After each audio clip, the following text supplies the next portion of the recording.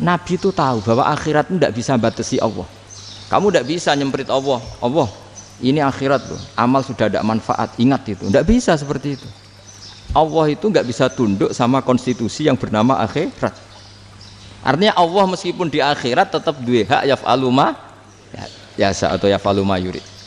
Nggak bisa kamu terus wah ini akhirat amal ra iso dikirim wong mati, amal ra iso dikirim. Yang pangeran kok mbok atur. Makanya ada kiai mengatakan kodok qadar ora iso dirubah, itu kamu. Makanya ada seorang kiai ditanya, kodok qadar ora iso dirubah sekali dicatat selesai. Jari kiai tadi, tapi nak Allah iso. Dalile apa? Yang huwa ma yasha wa yusbit. Nak Allah ya iso, sing ra iso kan kita. Nah, Nabi itu tahu betul meskipun akhirat itu Allah masih bisa dinego saking baiknya. Ya Muhammad irfa' ra'sak wasal tutok wasatu safa. Semat sirahmu angkat. Kunjuk apa tak turuti. Semenjak itu Nabi minta apa? Syafaat. Karena dulu ulama itu sudut pandangnya itu ya seperti itu. Ada yang ulama suka ibadah itu sholat, ada yang milih tidur. Sampai Imam Ghazali bilang suatu saat ibadah terbaik di zaman akhir itu tidur kan.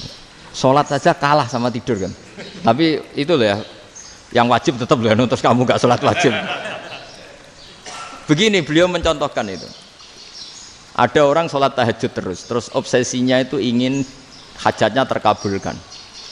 Sementara yang tidur obsesinya nikmati rahmatnya Allah, boleh tidur, bisa tidur. Kata Imam Ghazali, timbang kita tahajud terus nuntut pangeran aduk turu katanya.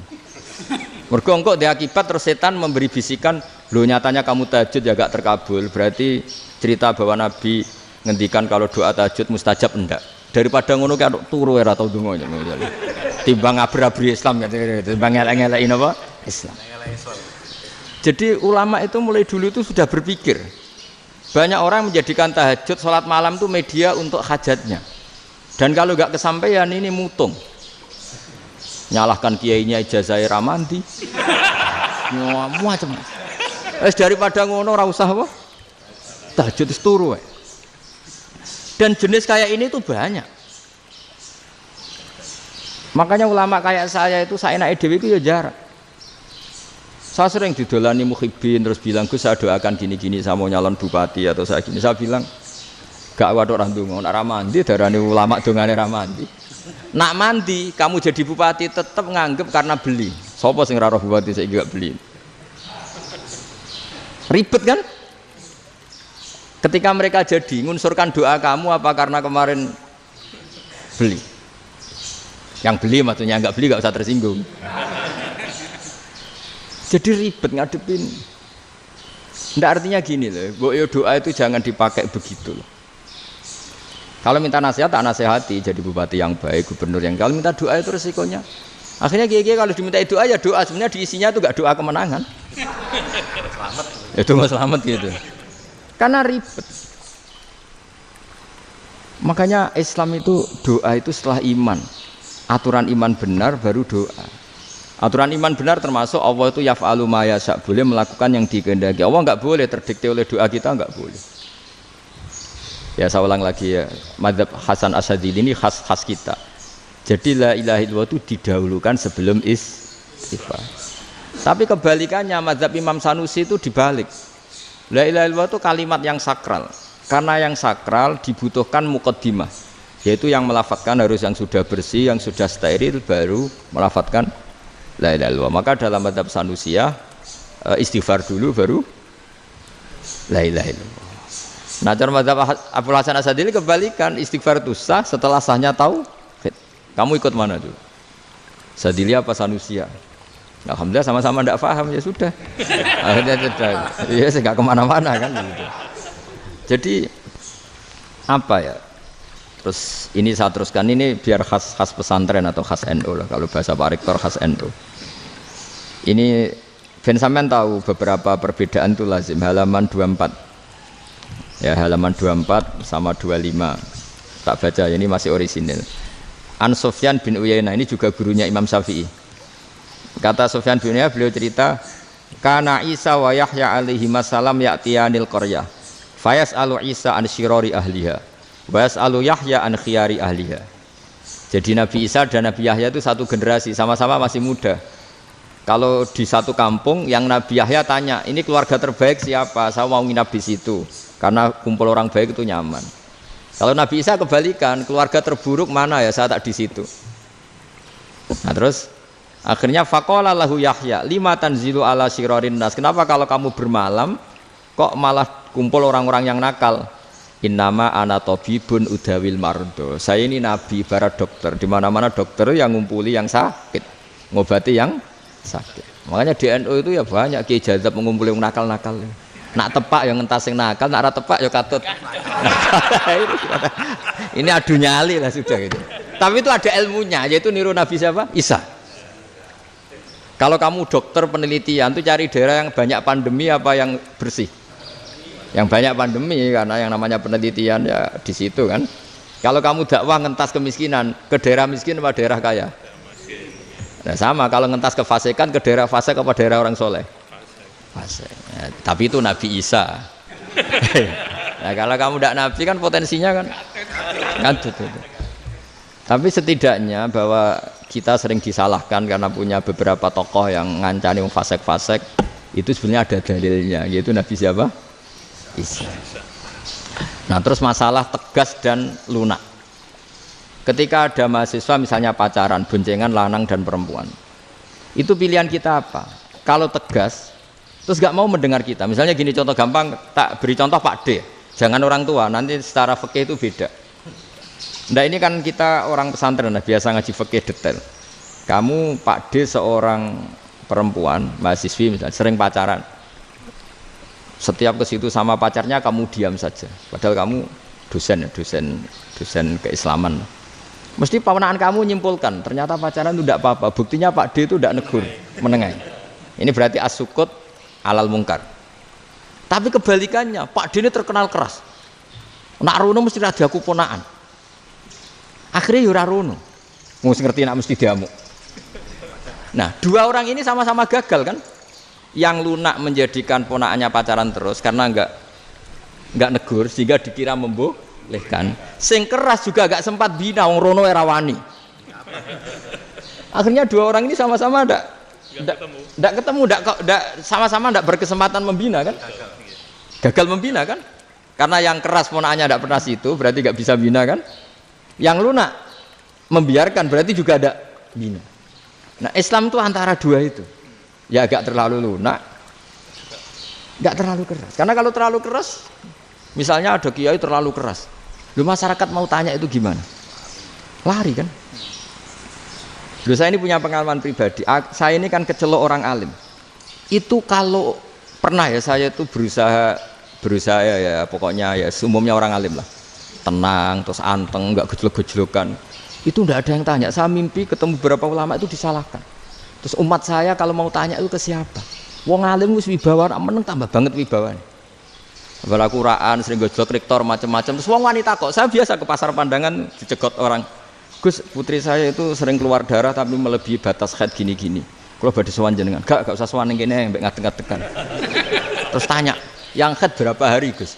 Ya supaya rudat ilal adat sebelum dia punya penyakit istihadah itu berapa? 6 hari ya sudah, kembali 6 hari lainnya mustahadah, tetap sholat, tetap normal. Tapi kalau saya wibawa, moro pasar gue tasbih seduwilu. Iku mesti wong salaman njaluk donga yakin. Tapi baru kayak rada uraan ketemu wong-wong, dol pening ndi? Mak pening ndi? Gus beneran Gus ketemu jenengan kula wingi badhe tuwa kok. Akhirnya tanya. Dadi uraanku iku amdan. Lha nek sampean asli, iki asli uraan. Karena ndak uraan lah tetap ndak wibawa kan. Jadi baru kayak uraan itu ya banyak. Saya itu kalau ngantor di Jogja itu banyak orang yang tanya. Ya biasa tuh tanya macam-macam. Karena saya uraan. Ke pasar ya orang, bahkan di bis sering ketemu orang. Wah beneran Gus kalau badhe sowan jenengan badhe tanya ini. Ya sudah di sini aja. Jadi semua itu diilmoni. Nabi itu punya sisi yang dua-duanya jalan. Memang beliau luar biasa, dipilih Allah yang luar biasa. Nabi ketika wibawa itu banyak sahabat yang bahkan mengenali wajahnya aja tidak bisa. Ka'anna ala ru'usihim at-thair. Bayangannya seakan-akan di kepalanya itu ada burung yang takut terbang. Saking antengnya. Tapi Nabi sekali mengeluarkan job, sekali santai, itu sahabat tanya itu sampai yang nggak pantas ditanyakan. Nabi saya tadi kumpul istri saya, tapi tidak inzal, itu wajib mandi ndak? Aro'aita law anna ahadana ya'ti imra'atahu wa lam yunzil. Itu ya ditanyakan. Nabi pun kumpul ya betul saged inzal sepundi. Guys betul lagi. Terus ya ada yang tanya macam-macam. Ya saking ada sahabat dipanggil Nabi tambah lari, dipanggil lagi tambah lari. Panjenengan nyeluk, oh pas kula kumpul bojo kula. Lah kula kuwatir jenengan orang suci, saya belum mandi, makanya saya lari. Nabi ngendikan innamal mukmin thahir, ya nak masalah ketemu kiai ra apa-apa ijek junub. Sementing kok nak salat ya adus sik.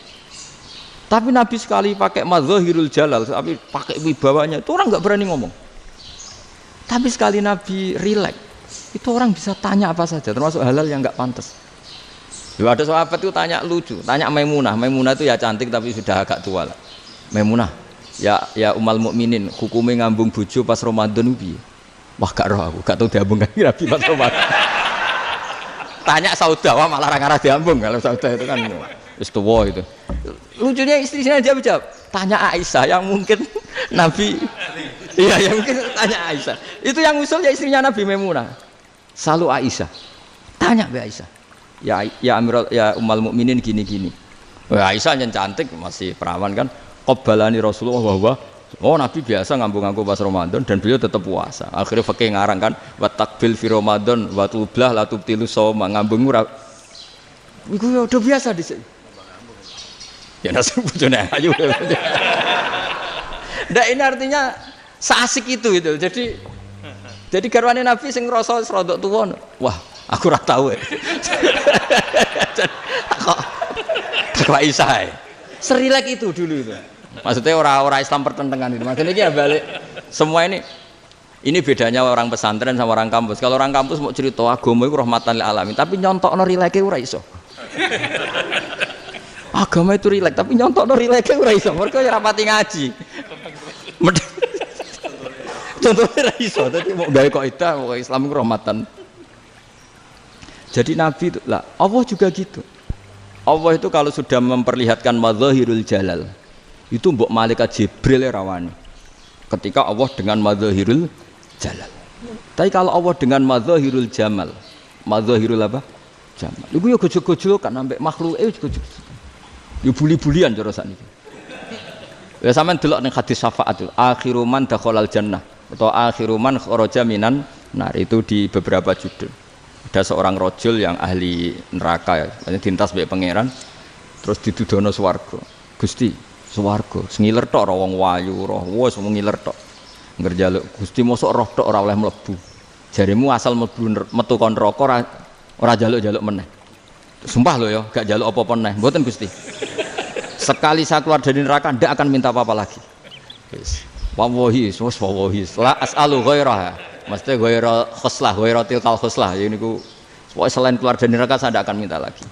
Didono swarga wong do kelon seru wibet kan. Sing bojone elek kan dendam dadi ning swarga iku. Swarga wis macam-macam. Gusti mosok roh tok ora oleh mlebu. Jarine janji ra njaluk meneh. Akhire ya wis didelokno neraka. Jadi pangeran jawabe gampang didelokno neraka.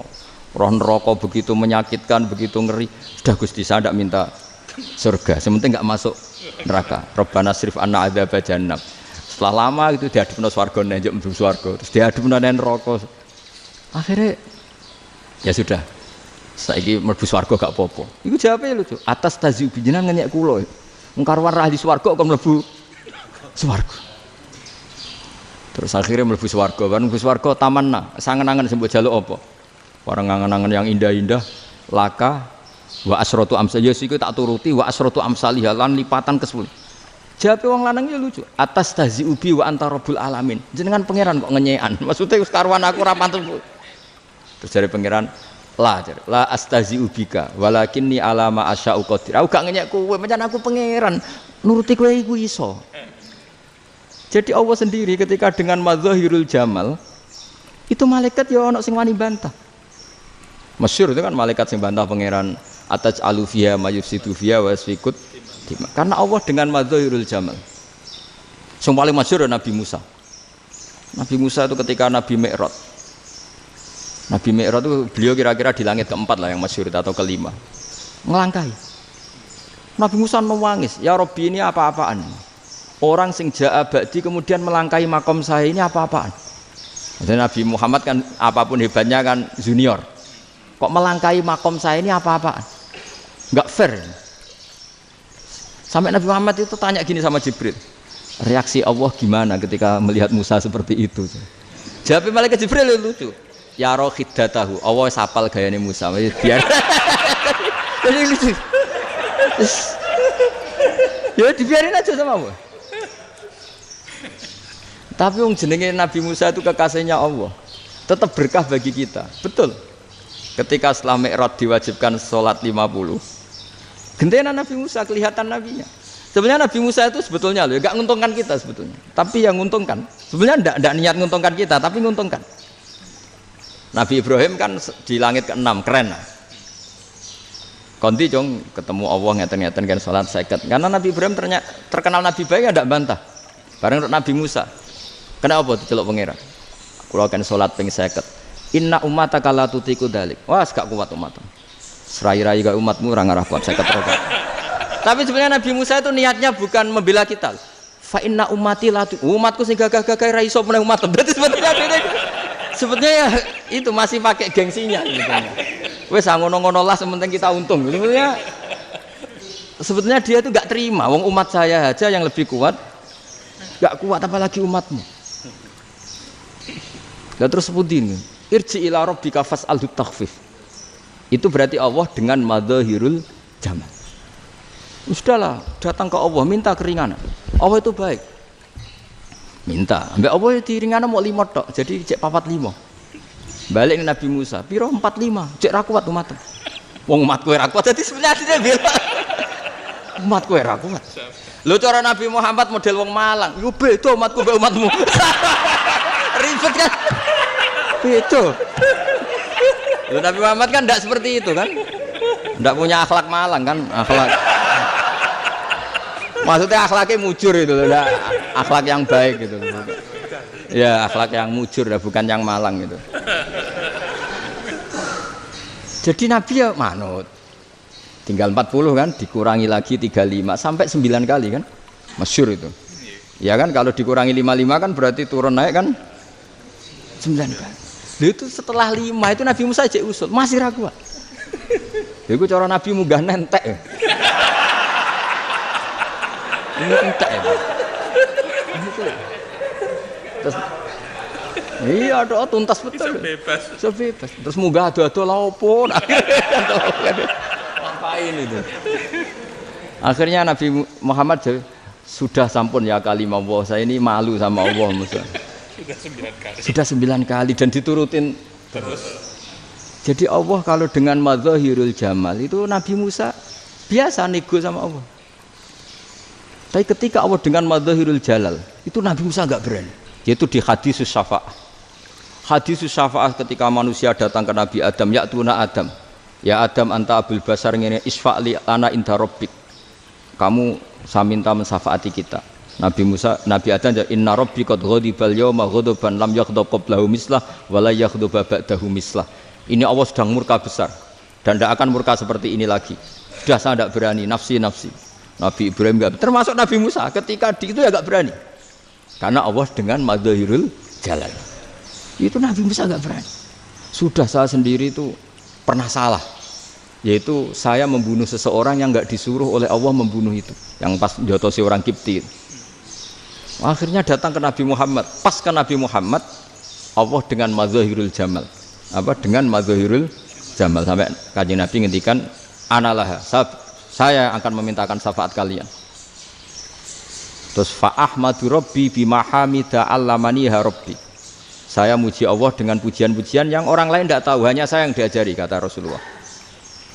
Nah di sini menurut banyak ulama termasuk kitab yang saya baca, kenapa Muhammad sebagian namanya Ahmadu. Itu dari af'al tafdil fa Muhammadun ahmadu min ghairihi. Muhammad Rasulullah itu kalau muji Allah di atas cara mujinya Nabi yang lain. Jadi Ahmadu bukan dari fi'il mudhari' lil mutakallim tapi dari af'al apa?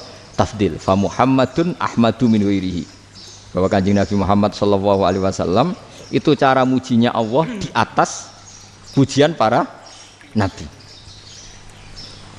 Makanya di sini Sayyid Ali Zainal Abidin kalau muji hamdal hamidin wa fauqa hamdil hamidin. Jadi pujian saya ini di atas rata-rata cara mereka apa? Memuji. Yaitu sirinya apa? Nabi itu tahu bahwa akhirat itu tidak bisa batasi Allah. Kamu tidak bisa nyemprit Allah. Allah, ini akhirat loh. Amal sudah ada manfaat. Ingat itu. Tidak bisa seperti itu. Allah itu nggak bisa tunduk sama konstitusi yang bernama akhirat. Artinya Allah meskipun di akhirat tetap duwe hak yaf'alu ma yasa atau yaf'alu ma yurid. Nggak bisa kamu terus wah ini akhirat amal ra iso dikirim wong mati, amal ra iso dikirim. Ya pangeran kok mbok atur. Kalau kita yang mengirimkan tidak bisa, tapi kalau Allah tetap bisa. Makanya ada kiai mengatakan kodok qadar ora iso dirubah, itu kamu. Makanya ada seorang kiai ditanya, kodok qadar ora iso dirubah sekali dicatat selesai. Jari kiai tadi, tapi nak Allah iso. Dalile apa ya huwa ma yasha wa yusbit. Nak Allah ya iso, sing ra iso kan kita. Nah, Nabi itu tahu betul meskipun akhirat itu Allah masih bisa dinego saking baiknya. Akhirnya Nabi sujud, masyhur itu terus, ya Muhammad irfa' ra'sak wasal tu ta wasatu safa. Semat sirahmu angkat, kunjuk apa tak turuti. Terus semenjak itu Nabi minta apa? Syafaat. Jadi makanya terus banyak GNU sing macam-macam lah. Sing ana sing potongane wedi terus hati-hati. Iku berarti makome Madzahirul Jalal. Ana sing amen guyon nek makome Madzahirul Jamal. Ana sing ra jelas ngene iki, sing ra jelas. Nak guyu buanter kok nangis yo buanter. Jebule urusan utang. Lah ini sudah yang udah. Jadi makanya yang rileks saja. Sebenarnya agama ini santai, rileks karena agama ini harus bifarohin wasururin. Enggak boleh agama ini dibawa dengan kekerasan, dengan antisosial.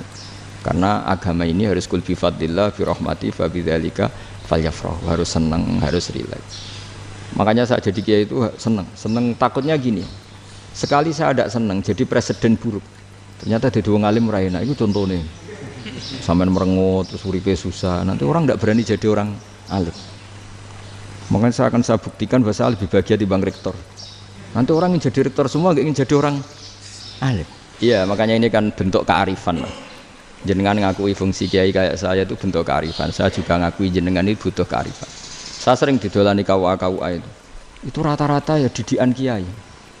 Kompilasi hukum Islam itu banyak ya, janda cantik. Contohnya harus cantik, kalau jelek nggak mungkin terjadi kan. Ada janda cantik kebetulan suka kawin tapi takut zina.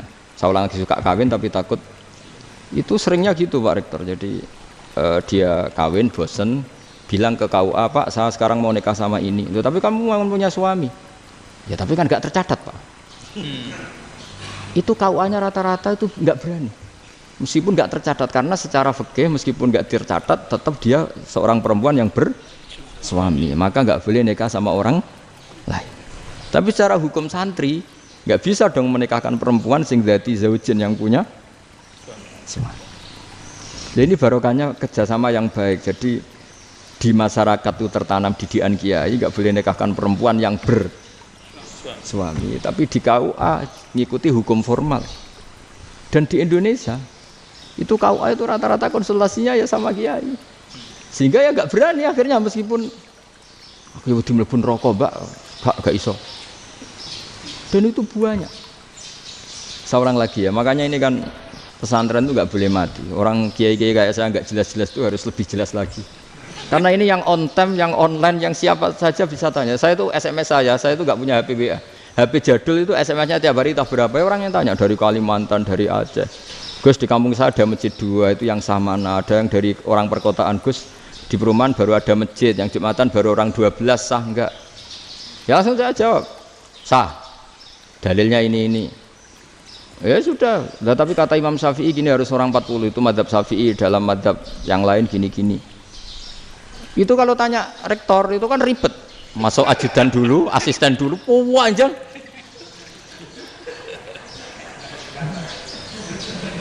Wah itu kan ribet kan? Manggil dosen dekan VAI dipanggil, dekan VAI nggak mau langsung jawab, cari dosen yang nekuni itu.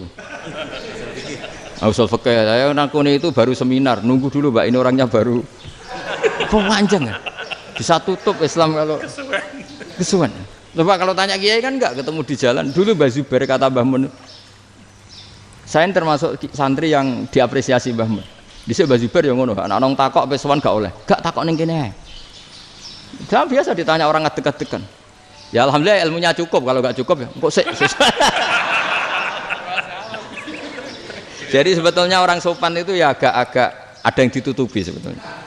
Mboten prayogi teng dalan nginjang mawon matur. Ya sebetulnya ya sebenarnya memang ilmunya agak cukup gitu. Tapi itu sebenarnya secara fikih itu haram, menunda itu haram.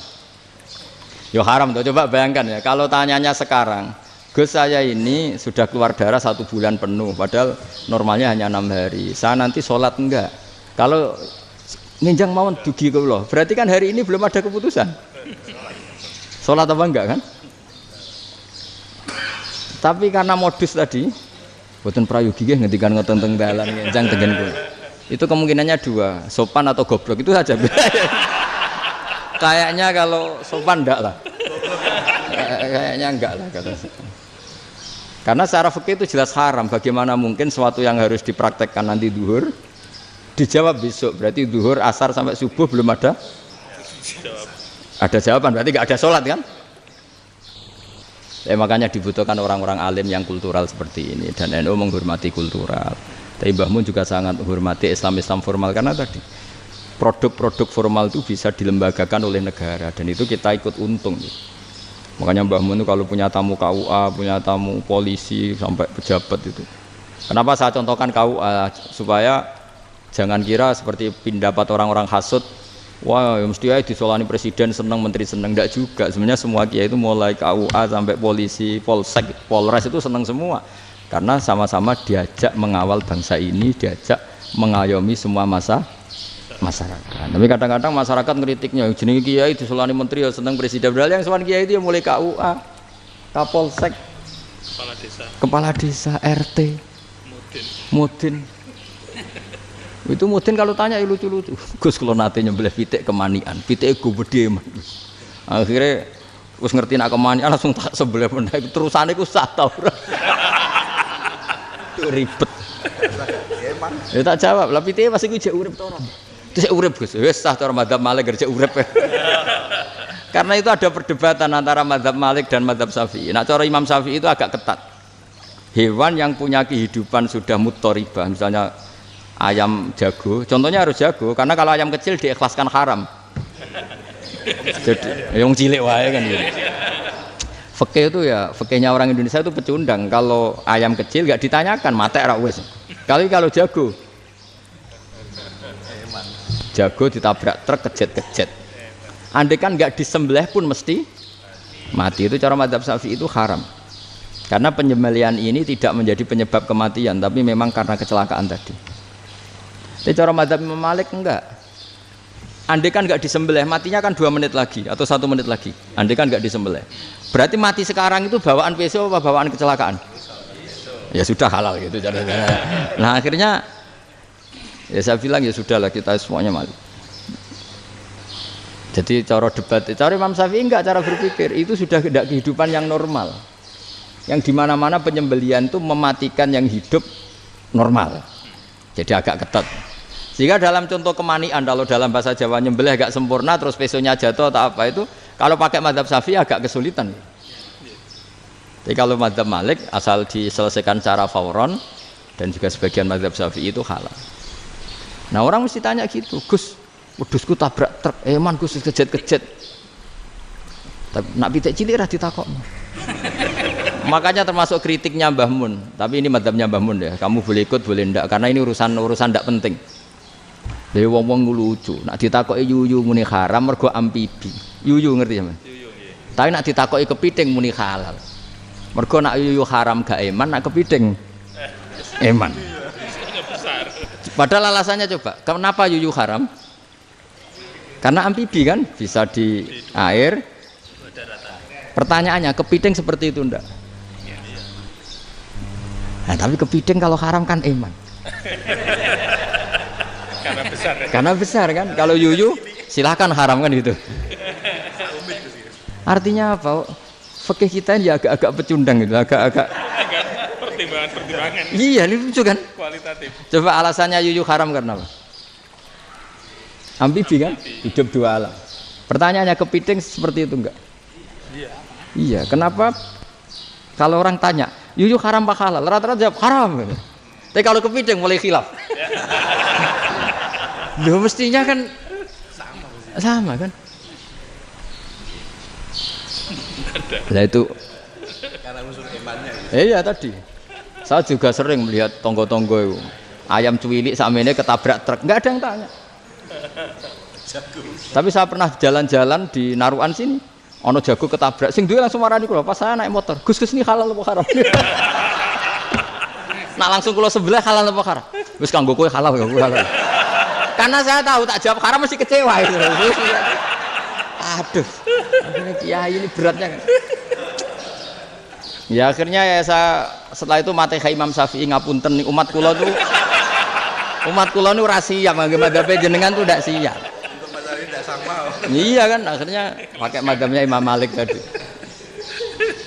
Ya tak Fatihah Imam Syafi'i ini mboten niat nglawan jenengan. Tapi ngobati tiang eman. Mergo pitike besar itu.